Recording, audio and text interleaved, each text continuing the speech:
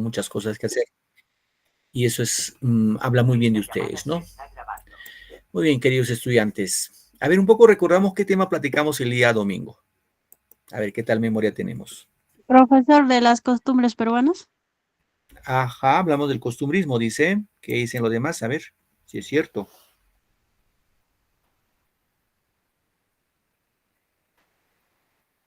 ¿De qué hablamos el También día domingo? vimos de Ricardo Palma, profesor. Muy bien, hablamos de don Ricardo Palma. ¿Y Ricardo Palma está en el costumbrismo o está en el romanticismo? Romanticismo. Claro, está dentro de lo que es el romanticismo, correcto. Habíamos indicado que encontramos dos grandes escritores románticos, por un lado que es don Ricardo Palma y por otro lado que es Carlos Augusto Salaverry, ¿no? Los dos grandes románticos de la literatura peruana. Y hoy ya vamos a continuar platicando ya no del romanticismo, nos vamos al otro bloque que se llama realismo, que vamos a hablar del realismo peruano, ¿no? Bueno, hemos indicado que en el siglo XIX, chicos, confluyeron en nuestra literatura tres movimientos literarios: el costumbrismo, el romanticismo y el realismo, ¿sí? Y vamos a culminar platicando el día de hoy acerca del realismo peruano. Bien, a ver, aquí tenemos una pequeña interrogante. ¿A qué personaje observamos en la imagen 1? ¿Quién será este señor? ¿Algunos de ustedes lo logran identificar por ahí? Sé que está en blanco y negro, tiene una mirada así adusta, los bigotitos así medio dobladitos. ¿Qué escritor peruano creen que sea este señor? ¿Les suena por ahí a alguno de ustedes?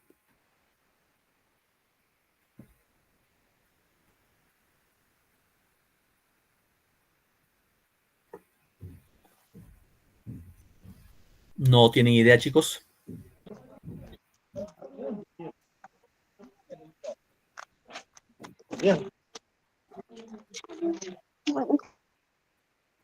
Bien. Este personaje se llama Manuel González Prada, ¿ya? Manuel González Prada es el personaje que corresponde en esta imagen. La pregunta es, ¿a qué etapa de la literatura pertenece? ¿A qué movimiento literario pertenece? Al realismo peruano, profesor. Muy bien, pertenece al realismo peruano, no se olviden por favor, ¿eh? Bien, luego dice, ¿qué observas en la imagen número 2? ¿Qué dice la imagen 2? Que vengan árboles nuevos, a dar flores nuevas, frutas nuevas. Los viejos a la tumba, los jóvenes a la obra. La pregunta es, acá sí un poco reflexionamos, ¿crees que esta frase la podemos usar en la actualidad? Es decir, los viejos a la tumba, los jóvenes a la obra. ¿Qué dicen, chicos? ¿Podemos usarlo esa frase en la actualidad? Sí, profesor. ¿Por qué crees, hija? A tu opinión, no te preocupes, es tu opinión.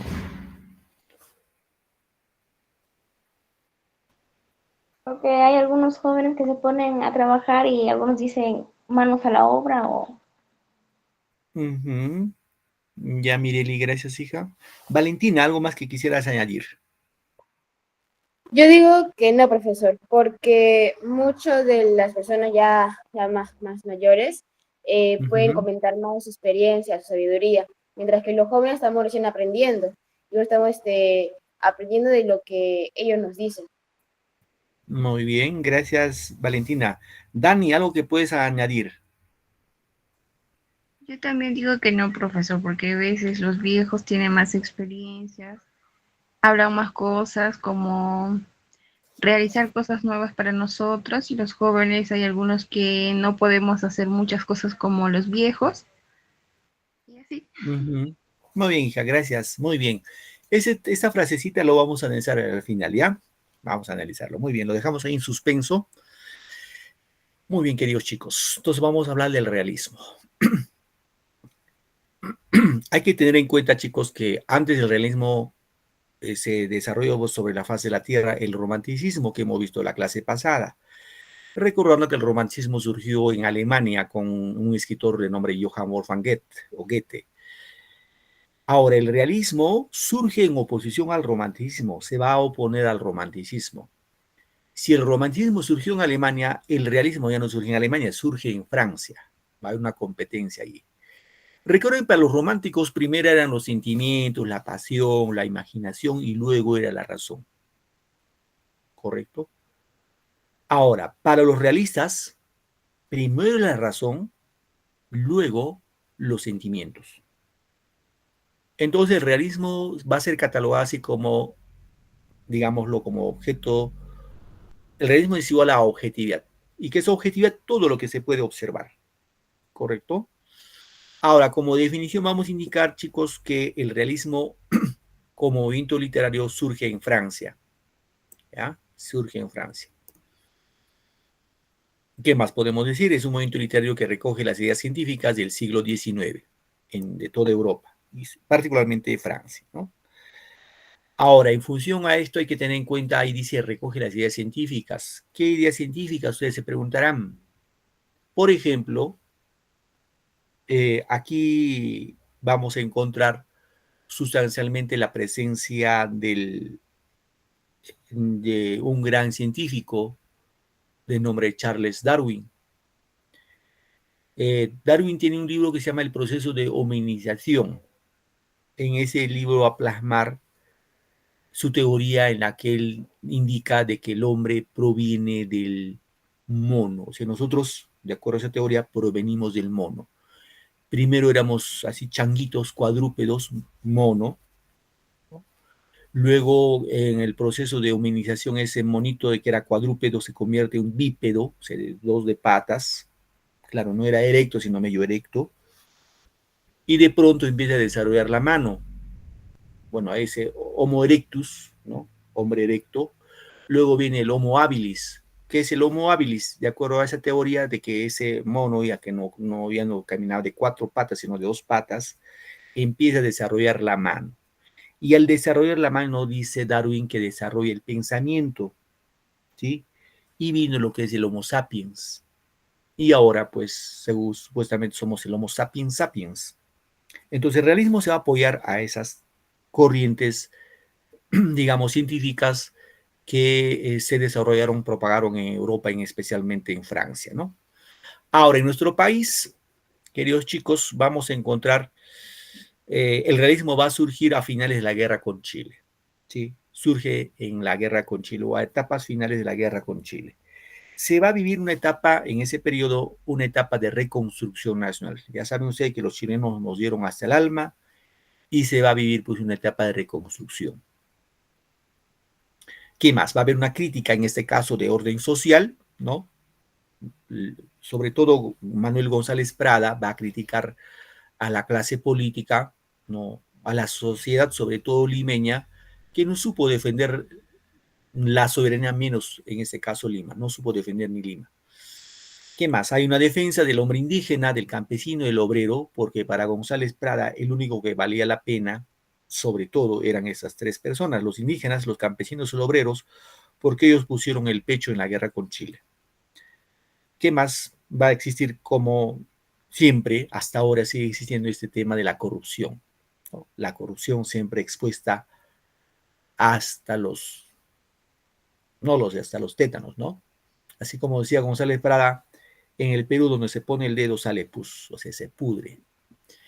Bien, otro aspecto, el realismo peruano expresa los temas concretos de la realidad cotidiana, en este caso de la guerra con Chile y la explotación del hombre, los abusos que cometían las provincias, y obviamente vamos a encontrar una posición netamente nacionalista, ¿no? En nuestro país. ¿Cuáles son las características del realismo peruano? Va a haber una oposición al romanticismo, ¿sí? El realismo se va a oponer al romanticismo, ¿correcto? Hay un rechazo al tono intimista. Ese tono intimista lo desarrollaron los románticos. También los realistas van a rechazar a lo pasado y a lo exótico que desarrolló el romanticismo. Hace referencia netamente a temas de orden social, a todo lo que va aconteciendo en el orden social. Otra característica, se escribe sobre situaciones contemporáneas, lo que se suscitaba en esa época, ¿no? Y va a haber una preocupación por la renovación del país. ¿sí? Otra característica, va a existir un propósito moral y social, las obras deben transmitir ideas. Y va a existir un nacionalismo de tipo agresivo. Bien, vamos con los representantes del realismo. Hemos indicado como máximo exponente del realismo peruano a don Manuel González Prada, ¿no? Tiene una obra que se llama Páginas Libres, su mejor obra. Clorinda Mato de Turner con su obra Ave sin nido. Mercedes Cabello de Carbonera con su obra El Conspirador. Abelardo Gamarra con su obra 100 años de vida perdularia. María Nieves y Bustamante con su obra Jorge, el hijo del pueblo. Manuel Moncloa Covarrubias con su obra Cromitos y Amalia Puga de Lozada con su obra La Felicidad. Como pueden ver, queridos chicos, en esta etapa ya va a existir una especie de escritores femeninas, va a haber mujeres escritoras, lo que no hubo ni en el romanticismo ni en el costumbrismo. Ahora, de estos escritores es bueno resaltar a Manuel González Prada y a Clorinda Mato de Turner. Estos dos sí hay que manejarlos siempre como parte de nuestra cultura general. Así como hemos visto en el romanticismo, a Ricardo Palma y a Carlos Augusto Salaverry, así en el costumbrismo que vimos a Manuel Asensio Segura y Felipe Pardo de Aliaga, ¿no? Igual en el realismo vamos a tener a Manuel González Prada y Clorinda Mato de Turner. Bien, vamos a hablar entonces ahora de don Manuel González Prada. Muchos de sus, Juan Manuel González Prada se dice que fue el hombre más culto de la literatura peruana en el siglo XIX. Era muy, muy instruido, ¿no? Fue odiado por muchos y querido por muy pocos. Y dirán, ¿por qué le odiaron mucho? Porque él les daba pues en donde más les dolía, sobre todo a la clase política, a los aristócratas limeños, les dio en el yugular y por eso fue muy odiado. Sus enemigos le decían el sibarita, se supone que fácilmente se ofuscaba, se molestaba, llamemos así. Y otros le decían el apóstol de la muerte, ¿no? El apóstol de la muerte. Bien, ¿cuáles son las características de González Prada? González Prada se le considera el padre del nuevo pensamiento social peruano, ¿correcto? Padre del nuevo pensamiento social peruano. ¿Qué más? Fue el crítico más implacable de la derrota de la Guerra del Pacífico. Se criticó a los políticos, a la clase dominante, a la aristocracia limeña, por la derrota que sufrió el Perú frente a Chile, ¿no? Ahora, en caso, ojo, él no solamente escribió ensayos, sino también poesía, y su poesía va a vincularse con una temática tierna y de gran fuerza expresiva, ¿no? Y es considerado el precursor del modernismo peruano. ¿Qué libros escribió? Bueno, escribió varios libros, pero que destacan en este caso, por ejemplo, Páginas Libres, ¿sí? Páginas Libres, Horas de Lucha, Bajo el Oprobio, Figuras y Figurones. A ver, chicos, ¿la palabra página está bien escrito o hubo un error ahí? ¿Qué dice? No se me duerman, queridos muchachos.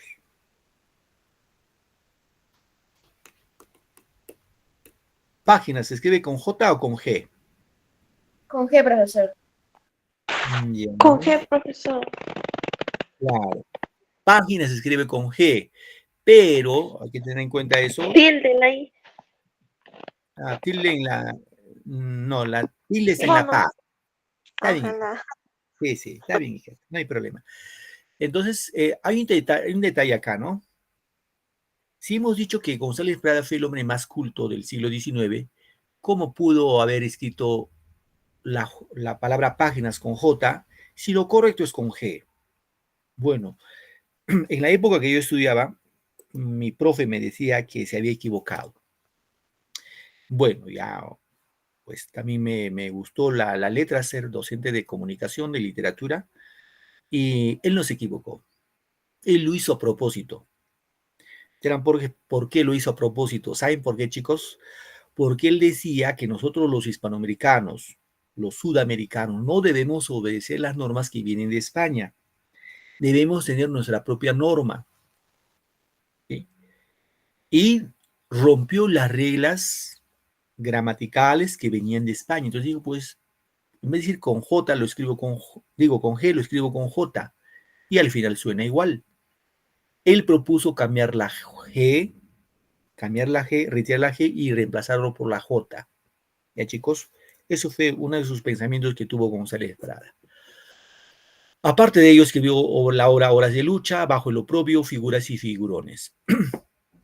Ahora, en poesía, escribe la obra Exóticas, Baladas Peruanas, Minúsculas, Libertarias y Grafitos. Seguramente esta obra, este poemario Exóticas es lo mejor. Y Página Libre es lo mejor en sus ensayos. También Horas de Lucha, estos dos, ¿no? Bien. Un poco vamos a ver de lo que corresponde Páginas Libres. La obra Páginas Libres es una obra que hemos indicado que es un ensayo en la cual González Prada va a hacer un esbozo, ¿no? Un esbozo, porque el Perú perdió la guerra con Chile. Va a ser un ensayo. Y para lo cual va a hacer, digámoslo, va a emitir discursos, como en el Teatro Politeama, en el Teatro Atenea, en el Teatro Olimpo, va a hacer sus discursos y va a criticar a los causantes de la guerra con Chile, al fracaso de la guerra con Chile. Vamos acá. ¿Qué decía González? Ese es el discurso en el Politeama que emitió González Prada. Fíjense acá, vamos a ver que algunas reglas de ortografía lo van rompiendo. Repito, porque él no es que él se equivocó, sino él lo hizo a propósito. Quería romper las normas que venían de España, era antihispanista. ¿Qué dice acá? Los que pisan el umbral de la vista se juntan hoy. Repito, ya, los que pisan el umbral de la vida se juntan hoy. Ese hoy, fíjense. Para dar una lección a los que se acercan a las puertas del sepulcro. La fiesta que presenciamos tiene mucho de patriotismo y algo de ironía. El niño quiere rescatar con el oro lo que el hombre no supo defender con el hierro. La mano brutal de Chile despedazó nuestra carne y machacó nuestros huesos. Pero los verdaderos vencedores, las armas del enemigo fueron nuestra ignorancia y nuestro espíritu de servidumbre. Que vengan árboles nuevos a dar flores nuevas, frutas nuevas, los viejos a la tumba, los jóvenes a la obra. Este discurso lo emitió pues en el Teatro Politeama, repito, González Prada, ya que hay una frase bien común que hemos visto al inicio cuando dijo los viejos a la tumba, los jóvenes a la obra. Bien, este ensayo, chicos, repito, lo esbozó buscando los culpables de quienes nos conducieron al fracaso en la guerra con Chile. Y de acuerdo a la postura de González Prada, el Perú perdió la guerra con Chile por dos motivos. Uno, por nuestra ignorancia, y otro, dice, por nuestro espíritu de servidumbre. ¿Y eso en qué se sustenta? Nuestra ignorancia, pues, era obvio, ¿no? Los peruanos quienes fueron a defender la soberanía de nuestro país era gente, por lo común eran indígenas, eran campesinos, eran obreros, que no tenían ninguna preparación militar. Simplemente cogieron las armas que tenían a su alcance y se fueron a la guerra, pero no tenían ninguna preparación militar. Obviamente fue pues carne de cañón, ya que los chilenos estaban bien preparados militarmente. Esa fue una de las causas. Es más, nuestra historia fue tan negra.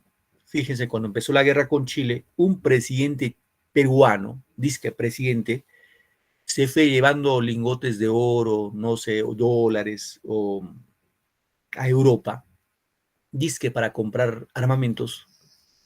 Y este presidente nunca más regresó. Nunca más regresó. Se quedó con todo ese dinero, se quedó en Europa. Obviamente, pues, ese es el tipo de gobernantes que hemos tenido en nuestro país, lamentablemente. Y otro motivo que dice que González Prada, lo que perdimos la guerra con Chile, fue nuestro espíritu de servidumbre. Es que los peruanos siempre nos hemos caracterizado por ser gente muy dadivosa, muy buena. Cuando Grau hundió barcos chilenos y vio que los chilenos se ahogaban, Grau pues los socorrió. Y cuando hicieron lo contrario con Grau, y sus hombres naufragaron y los chilenos los acribillaban en el mar. Entonces los peruanos de alguna manera hemos sido muy generosos, de acuerdo a la perspectiva de González Prada. Y recuerden, queridos chicos, que los chilenos pues se pasearon casi por todo el Perú. Y la última batalla que se desarrolló fue la batalla de Miraflores, ¿no? Y en la batalla de Miraflores, en Lima, quienes fueron a defender, queridos chicos, fueron los provincianos. Los limeños, como dijo González Prada, se escondieron debajo de su, no sé, debajo de su cama, de su mesa. No defendieron ni su propia tierra, ni su propio pueblo. Los provincianos fueron a defender Lima. Es más, hubo gente provinciana que fueron hasta con sus hijos. Hay un caso acá, por ejemplo, de Huaraz, fue un señor y su hijo de 15 años le siguió. Y se dice que en Miraflores, en esa batalla, su papá lo abatieron de un disparo. Lo que hizo ese niño coger las armas de su papá y con esas armas defender. Y al final ese niño de 15 años también lo victimaron. Es decir, eso sí es nuestra realidad, nuestra historia, nuestro país. Y los limeños pues felices y contentos hasta que con la batalla de Miraflores ingresaron Lima. Y ahí hicieron lo que quisieron. Robaron, saquearon, violaron, quemaron, incendiaron, todo lo que quisieron. Estuvieron a sus anchas. Correcto, entonces se dice que por esa época pasaba un general francés y vio todas las atrocidades que hacían pues los chilenos. Entonces el general francés fue a buscarle al general chileno y le dijo lo siguiente: te doy 24 horas para que abandones Lima. Si no abandonas Lima, yo te traigo el ejército francés y te hago la guerra. Bastó la advertencia para que el día siguiente este general chileno se vaya con todos sus hombres, porque estaban haciendo de las anchas. Correcto, entonces eso fue nuestra historia. Y ojo ahí, acá dice que vengan árboles nuevos, a flores nuevas, frutas nuevas, y la famosa frase, no, los viejos a la tumba, los jóvenes a la obra. Esta frase, los viejos a la tumba, los jóvenes a la obra, implica, ojo, no implica que los viejos se vayan al cementerio, mueran ahí ya. No. Sino que lo que quiso decir González Prada es que los viejos caducos, que no defendieron nuestra soberanía, no hicieron respetar nuestro país, que den un paso al costado, que se ponga un costadito y que den pase a los jóvenes que van con nuevas ideas, que van con ímpetu y que cambien nuestro país, que cambien nuestra sociedad. Ahora, en la pregunta aplicábamos al inicio, decíamos, si esta frase, los viejos a la tumba, los jóvenes a la obra, podemos aplicar en la actualidad. Y la respuesta aquí, ojo, ahí pues es debatible, ¿no? Estamos abiertos, pero la respuesta sería sí. ¿Por qué, profesor? Porque fíjense, yo personalmente no soy simpatizante con ningún partido político, pero los mismos partidos de siempre siguen ahí, quieren estar en el poder, quieren estar en el poder. Ejemplo, los Acuña, por ejemplo, ¿no? Disculpen, no tengo, repito, nada con ese señor, no tengo nada. Los Acuña, los fujimoristas, todos los políticos quieren estar ahí. La pregunta es, ¿en el Perú no hay jóvenes? Está bien, la gente de Acuña está bien, pero ¿qué pasa? Que entre otro joven, pues. Igual en la señora Keiko, que entre otra mujer, otro joven, pero que sea nuevo. Porque es lo mismo de siempre, vueltas y vueltas ahí. Y lo mismo congresistas de siempre. Ustedes saben, queridos chicos, en el 2018, quizás todavía estaban ustedes en pañales, en el 2018 en el gobierno de Vizcarra, él mandó un referéndum. ¿Para qué, profesor? Para que nosotros los peruanos decidamos si el Perú se convierte así en un tema del poder legislativo en las dos cámaras, el poder en las dos cámaras, lo que llamamos la Cámara de Diputados y la Cámara de Senadores. Y en ese referéndum la mayoría de los peruanos votamos a favor que no haya la bicameralidad, que no haya las dos cámaras. ¿Y qué ha hecho este Congreso? Se ha traído eso abajo y ahora supuestamente para el 2026 vamos a tener las dos cámaras, Cámara de Diputados y Cámara de Senadores. Y de acuerdo a la Constitución, los congresistas actuales no pueden ser reelegidos, pero como son muy vivos, ahora sí se pueden reelegir, ya no como congresistas, como diputados, sino como senadores. O sea, un tiempo van a ser diputados, actualmente que son congresistas, en el 26 van a querer ser senadores. Luego los senadores van a bajar a ser diputados, van a subir y van a bajar, pero no van a dejar la mamadera. Así de simple. Y eso lamentablemente, pues, no es de ahora, ¿no? ¿Por qué en el Perú esos políticos de siempre siguen ahí metidos en la política? ¿Qué de bueno están haciendo por nuestro país? Va a decir, pues bueno, esos señores hacen algo bueno, hay que sigan gobernándonos, pero ¿qué de bueno hacen? ¿No creen ustedes, chicos, que gente joven entre a la política y puedan cambiar nuestro rostro, el que está muy venido a menos, que existe corrupción por todos lados? Entonces, esa parte nos hace reflexionar que esta frase, lo que dijo González Prada, lo seguimos aplicando en la actualidad. Muy bien, no hay que malograrnos el hígado. Vamos con un pequeño video de González Prada, ¿ya? Vamos a escuchar esta partecita. Un momentito, por favor.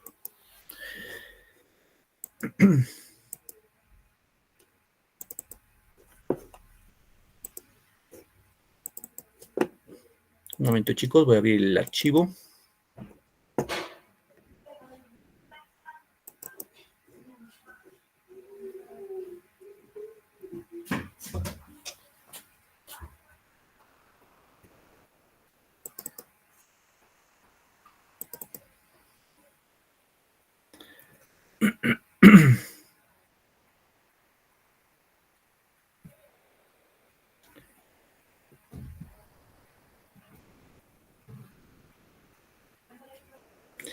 Bien, vamos a ver. Vamos a escuchar, chicos.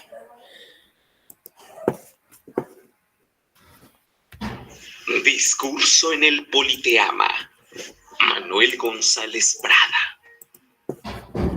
Señores, González Prada. Señores, los que pisan el umbral de la vida se juntan hoy para dar una lección a los que se acercan a las puertas del sepulcro. La fiesta que presenciamos tiene mucho de patriotismo y algo de ironía. El niño quiere rescatar con el oro lo que el hombre no supo defender con el hierro. Los viejos deben temblar ante los niños, porque la generación que se levanta es siempre acusadora y juez de la generación que desciende. De aquí, de estos grupos alegres y bulliciosos, saldrá el pensador austero y taciturno. De aquí, el poeta que fulmine las estrofas de acero retemplado. De aquí, el historiador que marque la frente del culpable con un sello de indeleble ignominia. Niños, sed hombres, madrugad a la vida, porque ninguna generación recibió herencia más triste, porque ninguna tuvo deberes más sagrados que cumplir, errores más graves que remediar, ni venganzas más justas que satisfacer. En la orgía de la época independiente, vuestros antepasados bebieron el vino generoso y dejaron las heces. siendo superiores a vuestros padres. Tendréis derecho para escribir el bochornoso epitafio de una generación que se va, manchada con la guerra civil de medio siglo, con la quiebra fraudulenta y con la mutilación del territorio nacional. Si en estos momentos fuera oportuno recordar vergüenzas y renovar dolores, no acusaríamos a uno ni disculparíamos a otros.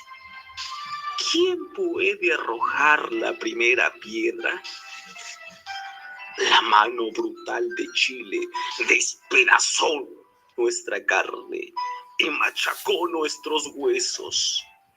Pero los verdaderos vencedores, las armas del enemigo, fueron nuestra ignorancia y nuestro espíritu de servidumbre. Sin especialistas, o más bien dicho, con aficionados que presumían de omniscientes, vivimos de ensayo en ensayo. Ensayos de aficionados en diplomacia, ensayos de aficionados en economía política, ensayos de aficionados en legislación y hasta ensayos de aficionados en tácticas y estrategias. El Perú fue cuerpo vivo, expuesto sobre el mármol de un anfiteatro para sufrir las amputaciones de cirujanos que tenían ojos con cataratas seniles y manos con temblores de paralítico. Vimos al abogado dirigir la hacienda pública, al médico emprender obras de ingeniería, al teólogo fantasear sobre política interior, al marino decretar la administración de justicia, al comerciante mandar cuerpos de ejército. ¿Cuánto no vimos en esa fermentación tumultuosa de todas las mediocridades? En esas vertiginosas apariciones y desapariciones de figuras sin consistencia de hombre. En ese continuo cambio de papeles, en esa Babel, en fin, donde la ignorancia vanidosa y vocinglera se sobrepuso siempre al saber humilde y silencioso. Con las muchedumbres libres, aunque indisciplinadas, de la revolución, Francia marchó a la victoria. Muy bien, un pequeño fragmento del discurso de González Prada en el teatro, en este caso de Politeama, en la ciudad de Lima. Bien, vamos a continuar, chicos, con nuestro tema.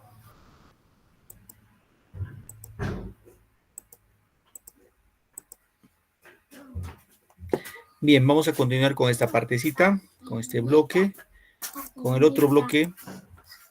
Hemos visto ya lo que es Manuel González Prada. Vamos a coger ahora brevemente de su contraparte, en este caso que es Clorinda Mato de Turner, ¿sí? Que es otra gran novelista peruana que se enfocó dentro de lo que es la literatura, en este caso literatura peruana, ¿no? Dentro del realismo. En este caso, Clorinda Mato de Turner, como referencia, vamos a indicar que nació en Cusco, ¿no? Bueno, se casó con un norteamericano, luego quedó viuda, lamentablemente, y al entrar en un periodo de dificultades económicas se trasladó a Arequipa, donde se dedicó al periodismo. Bueno, publicó 2 volúmenes de tradiciones cusqueñas y leyendas, ¿no? Y bajo evidentes estímulos de las tradiciones peruanas que seguramente había aprendido emulado de don Ricardo Palma, ¿no? Las obras de González Prada, digo, de Clorinda Mato de Turner, tenemos como herencia, índole, tradiciones cusqueñas, y su mejor obra, su mejor novela, ojo, esta es novela, es Avecinido. He entendido que Páginas Libres es ensayo, no es novela, es ensayo, y Avecinido sí es un ensayo. ¿No, chicos? Bien. ¿De qué trata esta historia de Ave sin nido. Vamos a verlo en forma sucinta de lo que se refiere a esta obra, ¿no? En este caso vamos a encontrar como argumento la historia de dos muchachos, Margarita por un lado y Manuel por otro lado. Estos dos muchachos eran enamorados, ¿no? De origen indígena que vivían en el pueblo de Quillac, Cusco. Ahora, en el pueblo de Quillac habían autoridades como en este caso, el gobernador Sebastián Pancorbo, ¿no? Había en este caso el cura, el anterior cura del pueblo era don Pedro Miranda Claro. Y es decir, estas autoridades como el gobernador, el cura, en este caso el párroco, siempre abusaban de la gente campesina, de los indígenas. Simplemente abusaban. Pues buscaban mil pretextos para hacerlos pagar. Ahora no solamente eso, hubo otras situaciones que vamos a ver a continuación.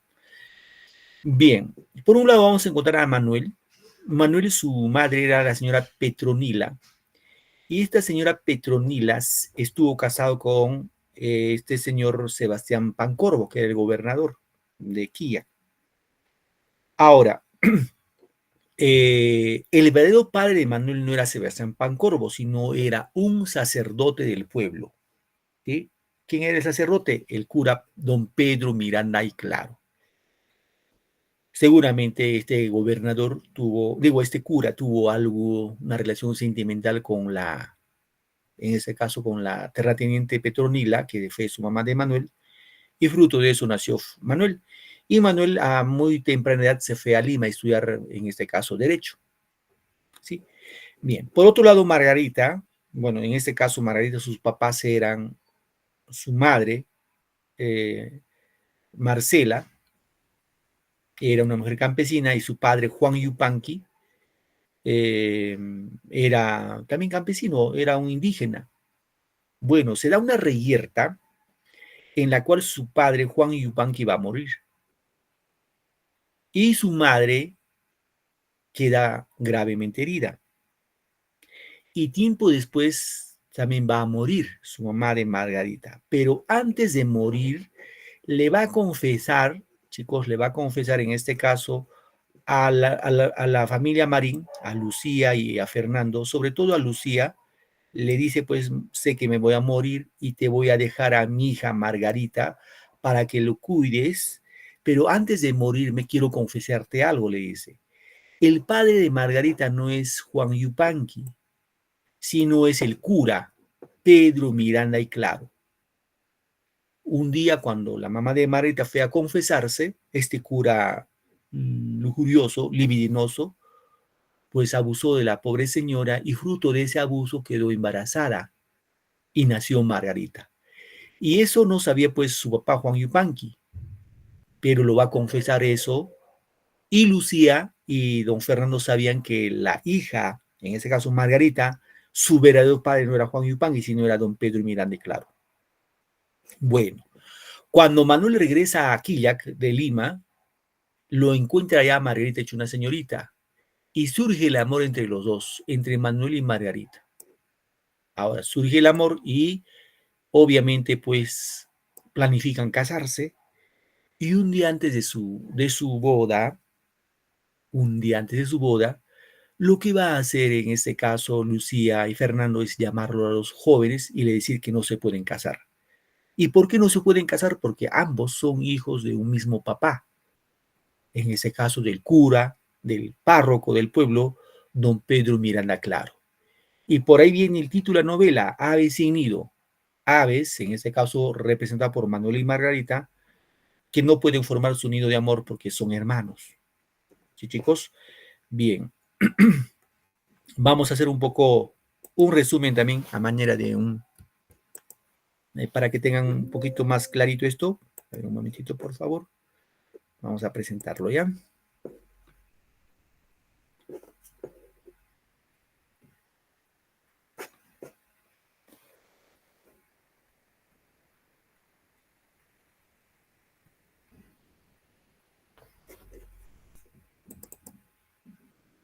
Bien, un momentito, voy a cargarlo.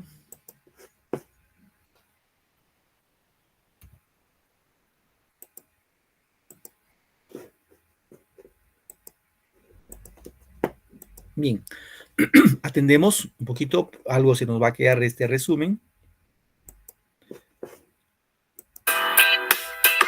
Bienvenidos flujos a un nuevo resumen. Antes de comenzar quería decirte que este es un resumen mucho más entretenido que cualquier otro resumen que veas en internet. Así que hoy analizaremos Aves sin nido. Y comenzando con algunos aspectos generales de la obra, es del género narrativo y una novela. Su autora es Clorinda Matos de Turner y el ambiente en el que se desarrolla la obra es Quillac. Y ahora vamos de lleno con el resumen, ya que don Fernando Marín, que era minero, y su esposa Lucía se identifican plenamente con el sufrimiento de los indios de Quillac. Cooperan con el dinero al indio Juan Yupanqui para protegerlo de los cobros injustos a que lo sometían el cura Pascual, el gobernador Sebastián Pancorbo y los vecinos blancos. Las acciones que cometen los abusivos explotadores de Quillac son extremadamente inhumanas, como por ejemplo el rapto de la pequeña hija de Juan Yupanqui, que el cobrador de impuestos hace con la complicidad de las autoridades para luego venderla en Arequipa. ¡Qué turbio! La ayuda que brinda don Fernando Marín salva a la hija de Juan Yupanqui. La solidaridad de la familia Marín con los indios humillados y maltratados simboliza la medición de un elemento externo y civilizador, ajeno a la estructura interna de la sociedad lugareña, que rompe con el equilibrio tradicional de la explotación del indio. Los explotadores se sienten amenazados de fuera por gente que no reconocen el equilibrio de la explotación y por ello deciden suprimir la amenaza de manera violenta, recurso tradicionalmente efectivo para controlar la rebelión del indio. Organizan una asonada popular contra los forasteros para asesinarlos. Los esposos Marín escapan a tiempo del atentado gracias a otra intervención provincial. En cierto modo, otra vez ajena al lugar, se trata de Manuel, un joven estudiante de jurisprudencia que con el exilio de su madre Petronila se hace presente en la casa de los Marín para salvarlos. Manuel es el hijastro del gobernador y este hecho crea disensión en el campo enemigo del indio. Un elemento ideológico interesante es la salvación del indio en la novela indigenista, que tiene como punto de partida el cambio de la conciencia en algunas personas del grupo explotador, gracias a la intervención de un factor civilizador. De esta manera de plantear el problema comienza con Aves sin nido, como dice en el título. Antes de morir, Marcela Yupanqui confiesa un secreto a Lucía Marín, que será revelado al final de la novela y al final de este resumen, después de haber servido como ingrediente para crear un desenlace melodramático. Las niñas Yupanqui que se habían quedado huérfanas son adoptadas por los Marín. Margarita Yupanqui, en manos de la novelista, es apenas un recurso para insertar en la novela la trama romántica. Sin ella, el paso de la narración descansaría sobre la denuncia indigenista. Manuel se enamora subidamente de Margarita como complemento de su figura como héroe salvador de los Marín. Las preocupaciones de Clorinda Mato exige el castigo de los personajes culpables, así la intención moralizante de la novela romántica se hace evidente. El cura, personaje licencioso y uno de los instigadores de la asonada contra Marín, rápidamente enferma y muere. Los otros complotados corren el peligro de ser enjuiciados por crimen. Parecería que los mecanismos de la justicia, que no está del todo ausente, se movía para castigar a los culpables, pero nuevamente son burlados por las autoridades, es decir, el gobernador Sebastián y el juez de paz, encargados de hacerlo funcionar. Los culpables de Quillac le echan la culpa de la asonada a otro indio, el campanero Champú, que no tiene nada que hacer en el asunto, pero por ser indio era la víctima natural e inevitable dentro del sistema de explotación. El indio Champú va a la cárcel, se apropian de su ganado, su mujer Martínez acude donde los Marín para pedir ayuda y se repite el patrón de la salvación providencial. ¡Oh my God! ¡No! Los Marín, cansados de vivir en medio de tan injusto y temeroso de otras represalias, resuelven marcharse de Lima. Ya que vamos por la mitad del resumen, dale a like si te está gustando, comenta qué te ha parecido, compártelo con todos tus amigos para que todos se lo aprendan y suscríbete porque quizás en el futuro también te pueda ayudar. Ahora sigamos con el video. Los Marín, antes de la partida, dan un banquete a las personas más importantes que eran los más culpables. Para con loable propósito cristiano, logra persuadirles de que cambien sus costumbres ancestrales en nombre de la moral. Las cosas terminan con la llegada de Quillac de una orden judicial de encarcelamiento para los culpables del crimen. Manuel, entrenado del gobernador, gestiona y logra la libertad del indio Champú y también la de su padrastro. Así quedan libres tanto el culpable como el inocente. Los Marín se marchan y Manuel los sigue para pedirle la mano de Margarita. El final de la novela es cuando Manuel y Margarita descubren que son hermanos, hijos del obispo Pedro de Miranda y Claro, producto de una época en que los dignatarios de la iglesia no solo tenían los privilegios de la riqueza, sino también la prerrogativa de los señores feudales. Y ahora, haciendo un análisis a fondo, el tema principal es el amor moralmente imposible que nace entre Margarita y Manuel, y es el tema que servirá para presentarnos la lucha de indefensos campesinos contra la prepotencia extrema de gamonales aliados de malos sacerdotes y jueces venales. Algunos temas secundarios son el abuso, la explotación, la pobreza, el amor y la falsedad. El mensaje que quiere dar la obra en cada capítulo es conocer las distintas formas de corrupción, abuso, etc. Pero para darle un tono más armonioso a la novela, recurre a una historia de amor, una historia que lamentablemente culmina en una tragedia que para estos tiempos no sería llamada como tal. Bueno, igual se casaron entre hermanos, igual es bastante turbio eso. En pocas palabras, es una cruda denuncia en favor de la gente que era la base de la economía del país, con remuneraciones que hasta en esos tiempos daban lástima, y además sometidos a irracionales abusos sin importar su género. En conclusión, el maltrato al indio fue pésimo, ya que no conocía sus derechos, y en esta obra se pueden apreciar tanto personas buenas como malas. Vemos también el amor imposible, ya que estas dos personas terminan siendo hijos de un mismo padre. Y ese fue el resumen de hoy. Si te gustó, no olvides suscribirte a este botoncito que está apareciendo ahora en tu pantalla. Y mucho éxito, mis flojos. Hasta la próxima. Muy bien, chicos. Pequeño resumen de la obra. Vamos ahora sí con la otra partecita, la parte final de nuestra sesión del día de hoy.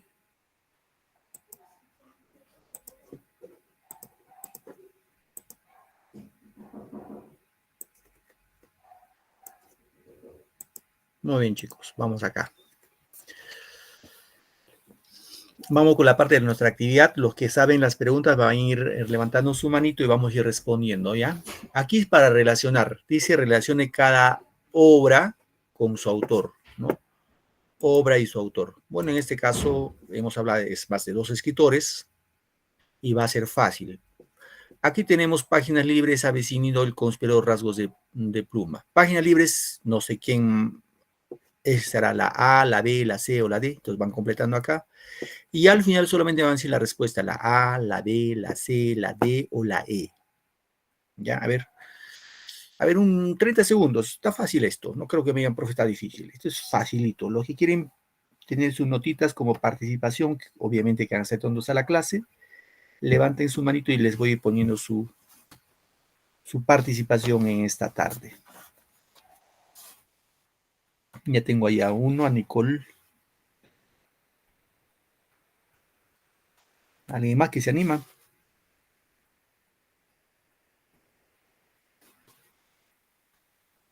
De verdad está fácil, ¿ah? No creo que me profe está difícil. Bien, ahí tengo a Milagros. A ver, voy con Nicole. Nicole, ¿cuál sería tu respuesta, hija? ¿La A, la B, la C, la D o la E?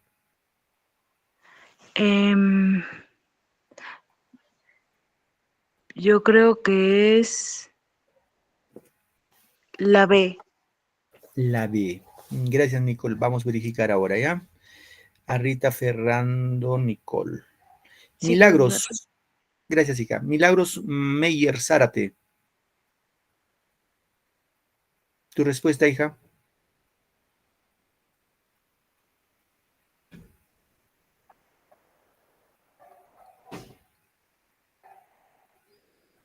Voy con Valentina. Valentina Viloria.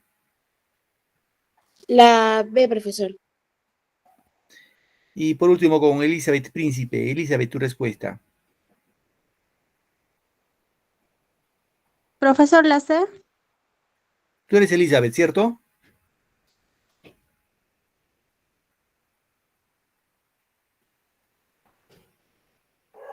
Pregunté qué me Profesor. respondió. ¿Cuál es tu apellido, hija? Príncipe Blas, profesor, Príncipe Blas. Tu respuesta es la C, me dices.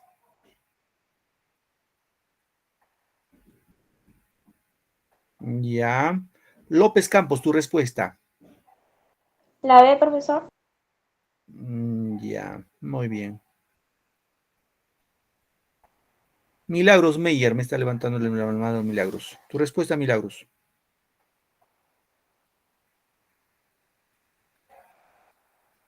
Parece que no se activa tu micro, no lo sé. Pero bueno, vamos a ver. A ver, analizamos. Ojo, chicos, ¿ah? Esta está papadita, como se dice. Página Profesor, libre. disculpa, disculpa, la pregunta 2 sería la respuesta, la D. La pregunta 2. De ave sin nido, la D. La D. Ya, a ver, vamos a ver, ¿ya? A ver, acá. Relacionamos. Páginas libres. ¿Quién escribió? Manuel González Prada. Aquí sería B. Correcto. Ave sin nido escribió Clorinda Mato y Turner, que está en la D. El conspirador, Mercedes Cabello de Carbonera, A. Y rasgos de pluma, Abelardo Gamarra. Esto sería C. La respuesta, chicos, aquí es la B. ¿Correcto? Esta es la respuesta.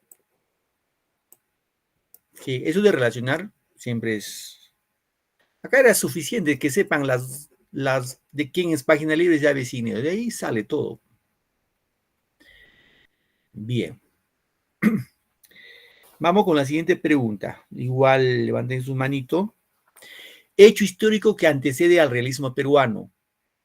Combate 2 de mayo, independencia de Estados Unidos, prosperidad falaz, guerra con España o guerra con Chile. Igual está fácil, ¿eh? Levanten la mano los que quieren participar. Bien, vamos ahí, tenemos a 3. A ver, Nicole, tu respuesta, hija.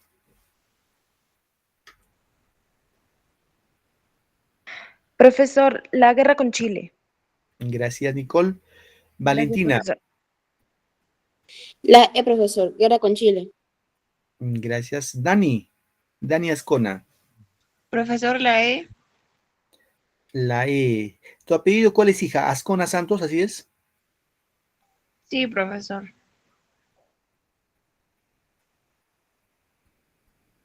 Tu nombre es Dani, ¿no? Sí, profesor. Tenme paciencia, gracias. Flores Rosales, tu respuesta. Profesor, ¿Qué cosa? la E. Bien, a ver, vamos a ver. Está fácil eso también.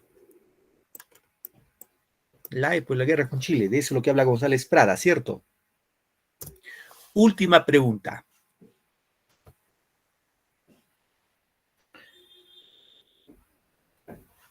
A ver, ¿en qué provincia nace Clorinda Mato y Turner? Juliaca, Puno, Cusco, Ancash, Trujillo. Está fácil en eso. Dani, tu respuesta, hija. Profesor Cusco.